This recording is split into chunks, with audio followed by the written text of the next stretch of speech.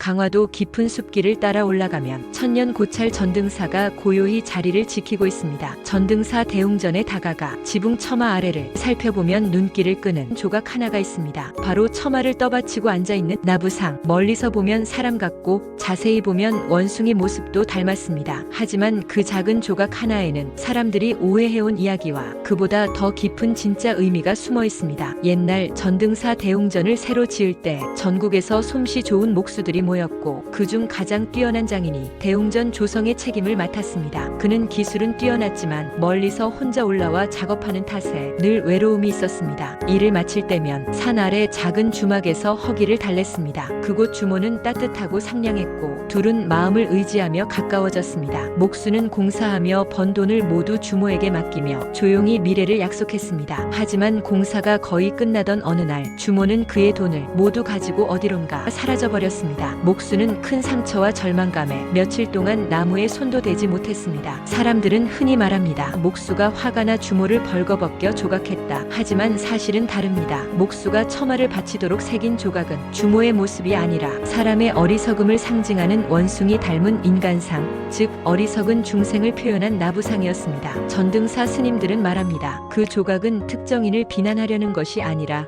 잘못을 저지르고 떠난 사람도 언젠가 연부를 들으며 바른 길로 돌아오기를 바라는 상징이다. 즉 나부상은 원망의 조각이 아닌 착하게 살라는 마음의 기원에 가까웠습니다. 대웅전 지붕을 직접 떠받치는 위치에서 무거운 처마를 받치는 자세는 마치 수행자가 스스로의 업을 짊어지고 수행하는 모습처럼 보입니다. 또한 그 자리는 법당에서 흘러나오는 연불 소리가 가장 잘 들리는 곳이기도 합니다. 목수는 그곳에 나부상을 새기며 조용히 이렇게 빌었을지도 모릅니다. 나를 떠난 사람도 나를 아프게 한 사람도 이 연불 소리를 들으며 선한 마음으로 살아가기를. 지금 전등사를 방문해 대웅전 처마 아래를 올려다보면 작은 나부상이 묵묵히 처마를 떠받치며 앉아 있습니다. 누군가를 조롱하기 위한 조각이 아니라 어리석음을 깨닫고 착하게 살라는 가르침, 그리고 용서와 수행의 상징입니다. 구독과 좋아요는 다음 사찰 이야기로 이어지는 좋은 인연입니다. 나무 아미타불 관세음보살. 전남 구례 지리산 깊은 곳 천년 사찰 화엄사의 각황전 앞에는 조용히 앉아있는 돌두꺼비 한 마리가 있습니다. 작고 투박한 그 돌상에는 나라를 구한 기묘한 전설이 숨어 있습니다. 오늘은 왜구를 물리친 돌두꺼비의 비장한 울음 이야기를 들려드리겠습니다. 옛날 지금의 섬진강, 당시 다사강에는 사람을 봐도 도망가지 않고 강가를 지키듯 앉아있던 묘한 두꺼비 한 마리가 살고 있었습니다. 마을 사람들은 말했습니다. 저 두꺼비 보통 짐승은 아니다. 1592년 임진왜란 한 무리의 병이 지리산을 넘어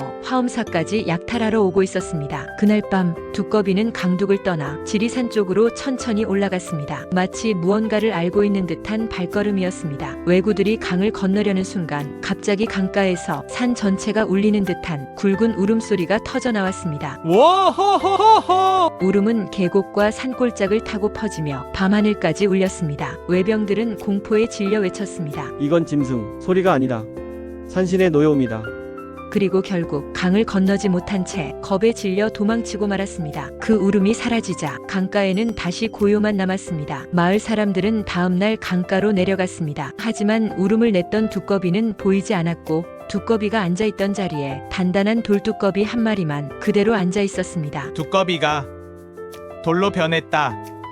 사람들은 그 돌두꺼비를 귀하게 여겨 화엄사 각황전 앞으로 옮겨 모셨습니다. 사람들은 말했습니다. 두꺼비 섬가 울어 왜구를 물리쳤다. 그래서 강 이름도 다사강이 아닌 섬진, 즉 섬진강이 되었다고 전합니다. 오늘 우리가 알고 있는 그 섬진강의 이름 안에는 이 작은 두꺼비의 기적이 담겨 있는 셈입니다. 지금 화엄사에 가면 각황전 앞에서 조용히 앉아있는 돌두꺼비를 만날 수 있습니다. 작지만 묵직한 기운, 마치 그날 밤에 울음을 품고 있는 듯한 모습입니다. 혹시 화엄사를 찾게 된다면 잠시 멈춰서서 돌두꺼비를 바라보세요. 지리산이 지켜낸 전설 속 한 장면이 조용히 마음에 스며들지 모릅니다. 구독과 좋아요는 다음 사찰 이야기로 이어지는 좋은 인연입니다. 나무 아미타불 관세음보살. 전남 순천 조계산 자락 서남사 고요한 숲길을 따라 걷다 보면 마치 누군가를 기다리듯 나란히 서 있는 두 개의 작은 탑이 보입니다. 사람들은 이것을 남매탑이라고 부릅니다. 하지만 이 탑은 혈연으로 묶인 남매의 이야기가 아닙니다. 오늘은 두 수행자의 순수한 인연이 남긴 아름답고도 애틋한 전설을 들려드리겠습니다. 아주 먼 옛날 서남사 근처 암자에서 젊은 스님 한 명과 비구니 한 명이 수행에 전념하고 있었습니다.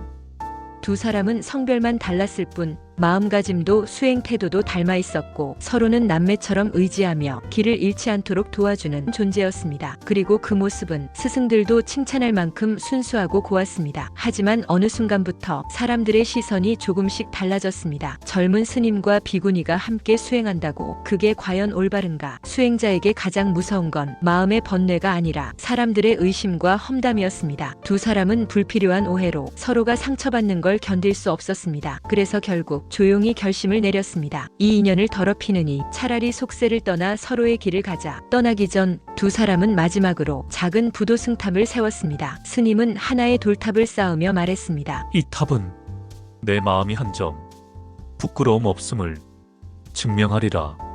비구니 역시 가까운 곳에 또 하나의 돌탑을 세우며 조용히 읊조렸습니다.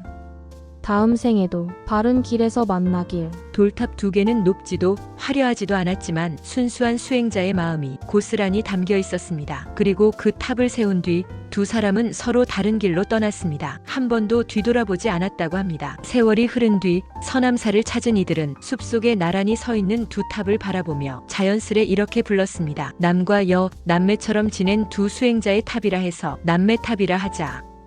하지만 이 탑에는 사랑도 아니고 미움도 아닌 오직 청정한 수행의 마음만이 담겨 있습니다. 그리고 이 남매탑은 남쪽 지방에서 가장 오래된 승탑으로 남아 지금도 고요히 두 사람의 결백을 증명하고 있지요. 서남사 숲길에서는 바람이 조금 더 맑게 불고 돌탑 두 개 앞에 서면 이상하게 마음이 고요해집니다. 아마도 누군가에게 상처 줄까 두려워 스스로 물러났던 두 수행자의 마음이 지금까지 그 자리를 지키고 있기 때문일 겁니다. 혹시 순천 서남사에 가신다면 남매탑 앞에서 잠시 멈춰보세요.